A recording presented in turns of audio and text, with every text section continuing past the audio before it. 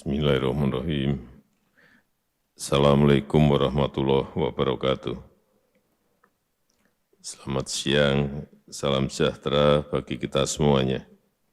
Yang saya hormati Bapak Wakil Presiden, Bapak Ibu sekalian, para peserta sidang Kabinet Paripurna pagi hari ini.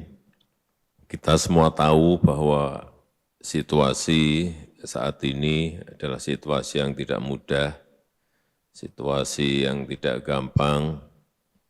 Saya kira sisi baik fiskal kita, moneter kita sangat dipengaruhi oleh ekonomi global yang sedang bergejolak, utamanya yang berkaitan dengan kenaikan inflasi hampir di semua negara. Kesadaran ini harus kita miliki dan dampak itu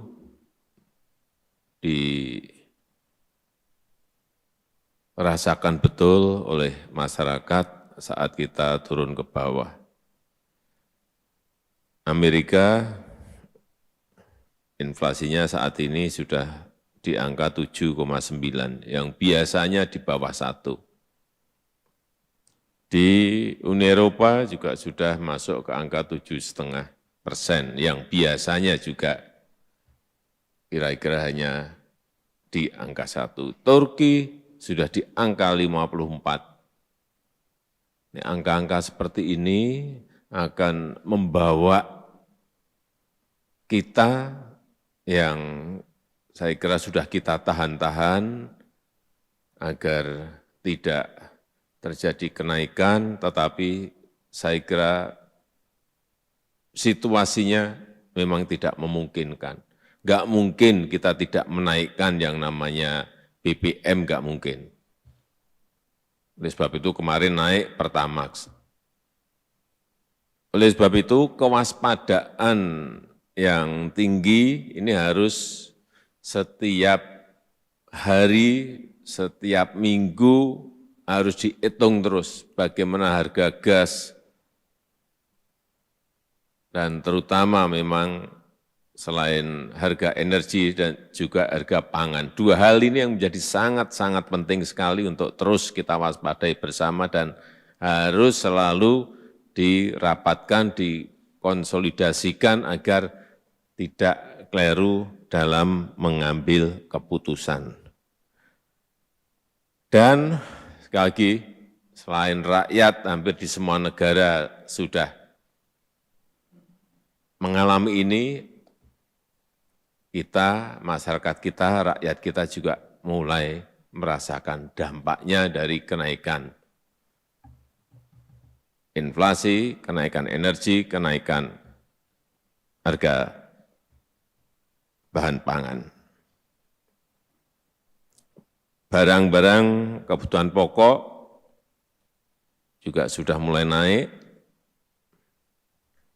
Hati-hati, utamanya masalah ketersediaan, pasokan, dua hal tadi, pangan maupun energi, apalagi ini menjelang Lebaran. Oleh sebab itu, seluruh yang hadir di sini, anggota kabinet, kepada semua menteri, kepala lembaga, agar kebijakan yang diambil itu tepat. Sikap-sikap kita, kebijakan-kebijakan kita, pernyataan-pernyataan kita harus memiliki sense of crisis. Harus sensitif terhadap kesulitan-kesulitan rakyat. Jangan sampai kita ini seperti biasanya dan tidak dianggap oleh masyarakat enggak melakukan apa-apa. Tidak ada statement, tidak ada komunikasi, harga minyak goreng sudah 4 bulan,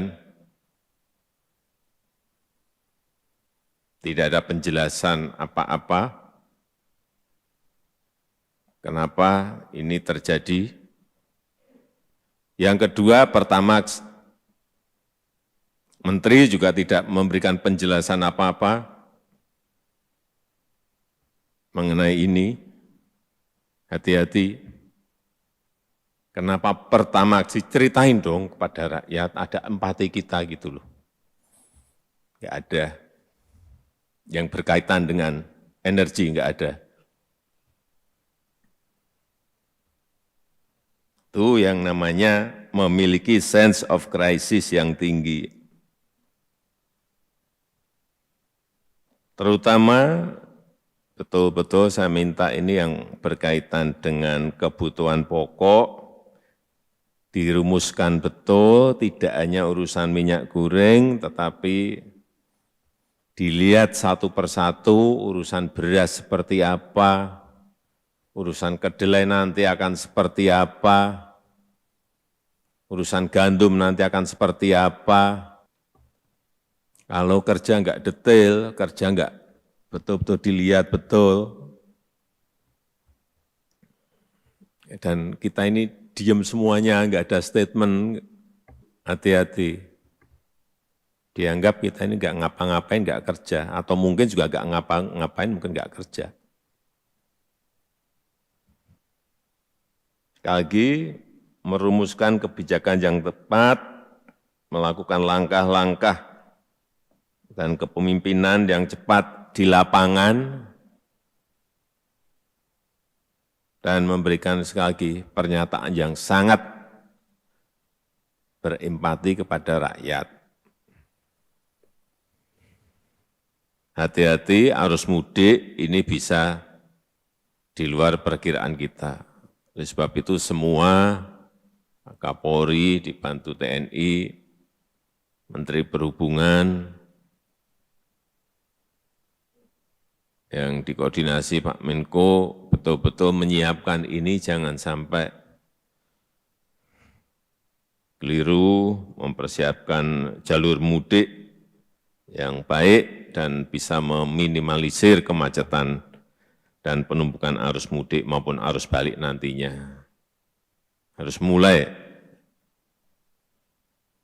dihitung betul. Ini bisa, kalau yang saya tangkap di bawah, ini semuanya ini mau mudik semua. Jadi persiapannya juga harus ekstra.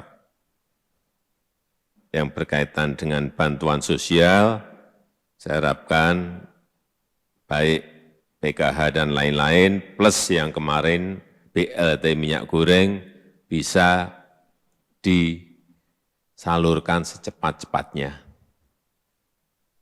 sebelum Lebaran tiba. Syukur dalam minggu-minggu ini sudah bisa, sebagian sudah tersalurkan. Bukan apa-apa, mungkin kita itu enggak merasakan, tapi 300.000 rupiah bagi rakyat itu pas mau Lebaran dapat itu, rasanya betul. Saya bisa merasakan betul itu. Senangnya kalau bisa memegang uang itu, yang bisa dipakai untuk membeli minyak goreng dan kebutuhan-kebutuhan pokok lainnya. Saya juga ingin mengingatkan kembali, padat karya jangan dilupakan.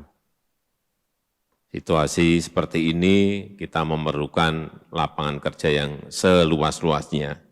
Oleh sebab itu, ini perlu saya ingatkan lagi agar tidak lupa. Dorong industri-industri yang berkaitan dengan pangan, mungkin pakan ternak dalam skala kecil, dirumuskan juga yang berkaitan dengan cold storage, yang bisa cold storage logistik yang bisa dipakai untuk menyimpan makanan dalam bahan pangan dalam waktu yang sangat panjang. Kemudian yang berkaitan dengan investasi, perlu saya ingatkan lagi, insentif untuk industri-industri yang padat pekerja, itu tolong diberikan ruang yang sebesar-besarnya. Industri yang berkaitan dengan substitusi impor atau TKDN, berikan ruang yang seluas-luasnya dalam rangka yang di depan tadi sudah saya sampaikan. Sekali lagi, jelaskan situasi global yang sedang sangat sulit, sampaikan dengan bahasa rakyat dan langkah-langkah yang sudah diambil pemerintah itu apa dalam menghadapi krisis dan kenaikan inflasi, dan jangan menimbulkan polemik di masyarakat, fokus pada bekerja dalam penanganan kesulitan-kesulitan yang kita hadapi. Jangan sampai ada lagi yang menyuarakan lagi mengenai urusan penundaan, urusan perpanjangan. Enggak. Saya rasa itu yang ingin saya sampaikan. Terima kasih.